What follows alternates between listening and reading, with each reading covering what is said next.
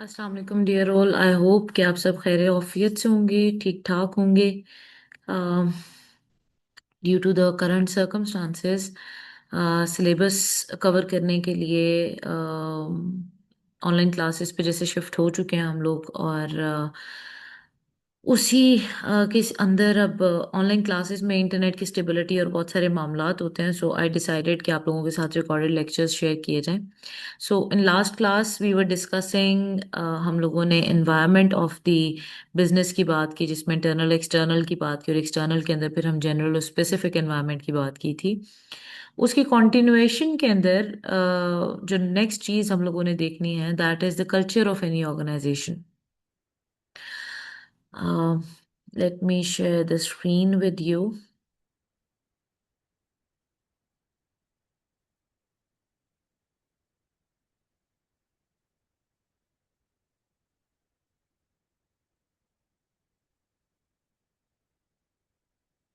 Yes.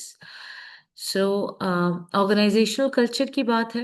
When we say culture, तो culture जैसे मेरी और आपकी पर्सनालिटी है, ऑर्गेनाइजेशन की पर्सनालिटी को इन जनरल अगर मैं आसान लफ्जों में कहूँ तो हम उसको कल्चर का नाम देते हैं।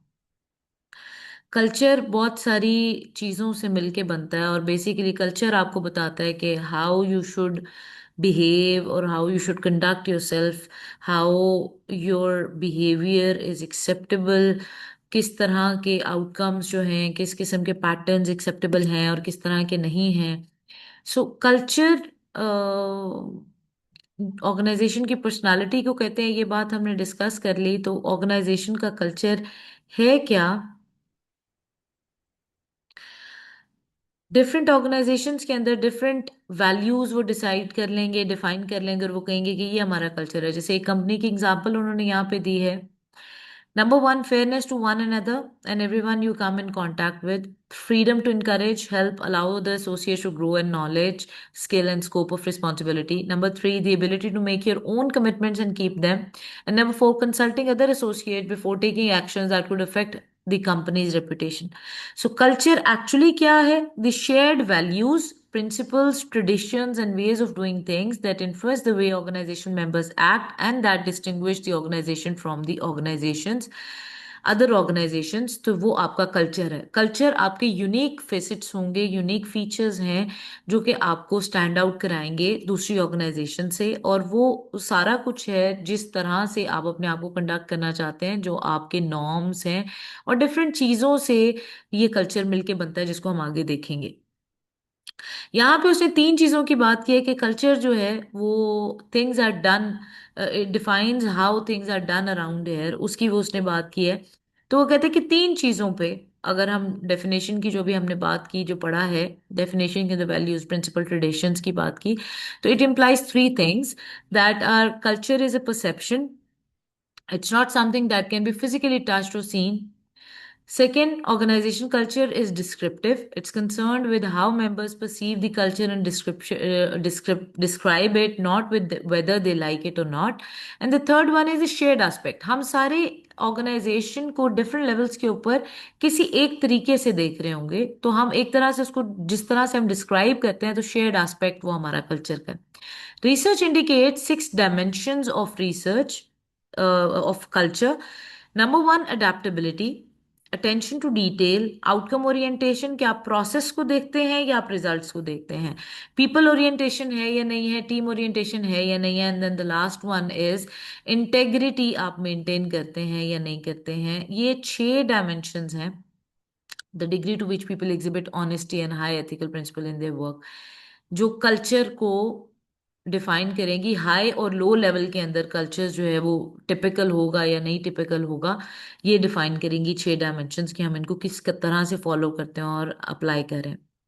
जब हम कल्चर की बात करते हैं, डिफरेंट तरह के कल्चर्स हो सकते हैं। कंट्रास्टिंग ऑर्गेनाइजेशन कल्चर में हायरार्की लेवल हो सकता है, डिसीजंस हो रहे हैं और वो नीचे एम्प्लॉयज के ऊपर इम्पोज हो रहे हैं। डिफरेंट जगहों पे जो है वो इन्फॉर्मेशन का फ्लो वन डायरेक्शन में नहीं होगा, वो मल्टीपल डायमेंशन में जा रहा होगा। डिसीजन मेकिंग के अंदर एम्प्लॉयज को शामिल किया जा रहा होगा और ग्रोथ को इन्हांस किया जा रहा होगा। सो डिफरेंट कल्चर्स हो सकते हैं। तो हम कहते हैं कि there are strong cultures and then there are weak cultures. Strong cultures ऐसे कल्चर होते हैं जहाँ पे हमारा एम्फेसिस होता है कि जो वैल्यूज नॉर्म्स हम लोगों ने डिफाइन कर ली हैं, जिस तरह से करना हमने सोच लिया, उसको उसी तरह से एग्जैक्ट सेम वे में किया जाए, तो they are strong cultures.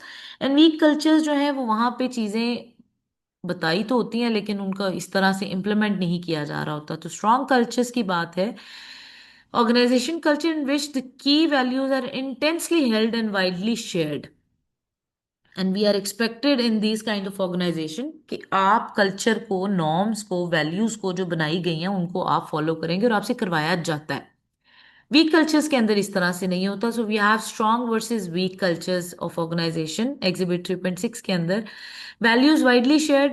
Week cultures के अंदर values limited to a few people, usually top management. Strong cultures में culture convey consistent messages. Weak culture में कंसिस्टेंट मैसेज है तो कोई आपको कुछ और बता रहा होगा, कोई कुछ और बता रहा होगा, कॉन्ट्रडिक्टरी मैसेजेस होंगे। स्ट्रॉन्ग कल्चर्स में most employees can tell stories about company history और हीरोज, क्योंकि वो अभी हम आगे जाके देखते हैं कि कल्चर बनता किन चीजों से, तो उसके अंदर आपकी स्टोरीज और हीरोज का, आपकी हिस्ट्री का बहुत बड़ा रोल होता है कल्चर बनाने में। तो जो स्ट्रॉन्ग कल्चर्स होते हैं, जब हम कल्चर लोगों पे इम्प्लाई करने की, इम्प्लीमेंट करने की बात कर रहे हैं, जबरदस्ती कह लें या रिजिड होके या सख्त होके, तो ऐसी सूरत में हर एक को ऑर्गेनाइजेशन के हीरोज, उनकी स्टोरी, कैसे शुरू हुआ बिजनेस, किसने किया, कहाँ से क्या चीजें हुई, everyone knows everything. Weak cultures के अंदर employee have little knowledge of company history और हीरोज। स्ट्रॉन्ग कल्चर्स में employee strongly identify with culture. Weak culture के अंदर उनको समझ नहीं आती, वो अपनी अलाइनमेंट फील नहीं करते उस तरह से। स्ट्रॉन्ग कल्चर्स में strong connection between shared values and behaviors, and weak cultures can little connection between shared values and behaviors है। Most organization have moderate to strong culture, क्योंकि जब बहुत स्ट्रॉन्ग कल्चर भी होता है तो उसका नुकसान भी होता है समटाइम्स कि इनोवेशन और क्रिएटिविटी नहीं आ पाती। जब भी कोई कुछ और नए तरीके से करने की कोशिश करेगा तो हमारा जो, अगर इतना स्ट्रॉन्ग कल्चर है, रिजिड है, तो वो उसको स्नब कर देगा। So most organization have moderate to strong cultures that there is a relatively high agreement on what's important, what defines good employees behavior, and it takes to get ahead, and so forth. But on the contrary, on the other hand, a strong culture can also prevent employees from trying new approaches, especially when conditions change rapidly. अब अभी हम बार बार बात कर रहे थे कि culture आता कहाँ से है, फिलॉसफी ऑफ द ऑर्गेनाइजेशन, उनकी फाउंडर्स का माइंडसेट क्या था, यहाँ से कल्चर आएगा। फिर उसके बाद आप कैसे लोगों को ऑर्गेनाइजेशन का पार्ट बना रहे हैं, आपका जो सिलेक्शन क्राइटेरिया है वो कल्चर को मेंटेन करने में और स्टैब्लिश करने में बहुत इंपॉर्टेंट रोल प्ले करेगा। देन आपकी टॉप मैनेजमेंट कल्चर को कितना फॉलो कर रही है और सोशलाइज कितना हो रहा है, यानी जो नया आने वाला है, इनकम्बेंट है, न्यू कमर है, उसको आप कितना बता रहे हैं ऑर्गेनाइजेशन के बारे में। ये सारी चीजें आपके कल्चर को स्टैब्लिश करने में, मेंटेन करने में हेल्प करेंगी। अभी हमने ऊपर सोशलाइजेशन की बात की है, a process that helps new employees learn the organization way of doing things. Then we have how employees learn culture. अभी हमने बात की स्टोरीज और हीरोज की, तो इस तरह की और बहुत सारी चीजें हैं जो आपके कल्चर को लोगों तक पहुंचाने में उनका रोल होता है। लोग सीखते कैसे हैं कल्चर के बारे में। नंबर वन, अभी हमने बात की स्टोरीज की। बिजनेस कैसे स्टार्ट हुआ, किसी का इंटरेस्ट, जो एंटरप्रेन्योर था उसने क्या देखा, उसके पास पैसे नहीं थे, फिर उसने फंड कैसे इकट्ठा किया। दीज आर द स्टोरीज के कैसे हुआ सारा कुछ। रिचुअल्स क्या है, repetitive sequence of activities that express and reinforce the key values and goals of the organisation. तो जब हम बार बार कुछ कह रहे होते हैं कि अच्छा हमने कुछ ऐसा करना होता है, जैसे जनरली घरों के अंदर रिचुअल्स, अगर आप देखें कि कोई इंडिया में अक्सर कोई जरूरी काम करने जा रहे हैं तो शक्कर दही खाते हैं, वो मीठा दही खाते हैं। अब वो लोग नारियल तोड़ते हैं। तो रिचुअल्स रिपीटेटिव एक्शंस होते हैं। हमें रिलीजन कहता है कि आप जब कोई इंपॉर्टेंट काम करने लगे तो इस्तिखारा कर लें, मशवरा कर लें। आप सफर पे निकल रहे हैं तो 2 रकत नफल पढ़ लें। रिचुअल्स हैं, रिपीटेटिव सीक्वेंस ऑफ एक्टिविटीज है। जब भी आप कुछ करने लगे तो आप क्या करते हैं उससे पहले ना। मटेरियल आर्टिफैक्ट्स और सिंबल्स हो सकते हैं। When you walk into different businesses, do you get a feel for what type of work environment it is, uptight, casual, fun, serious, or so forth. These reactions demonstrate the power of material symbol and artifacts in creating an organization personality. Visible चीजें जो बता रही होंगी कि organisation किस तरह से operate करती है। Then there is the language. एक वर्ड हम यूज करते हैं स्लैंग्स का।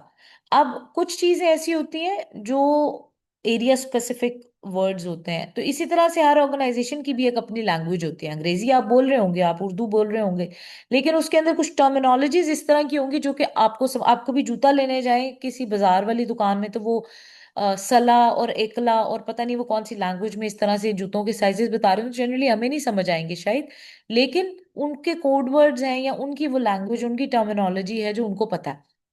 तो language, many organizations and subunits within organization use language as a way to identify and unit members of a culture.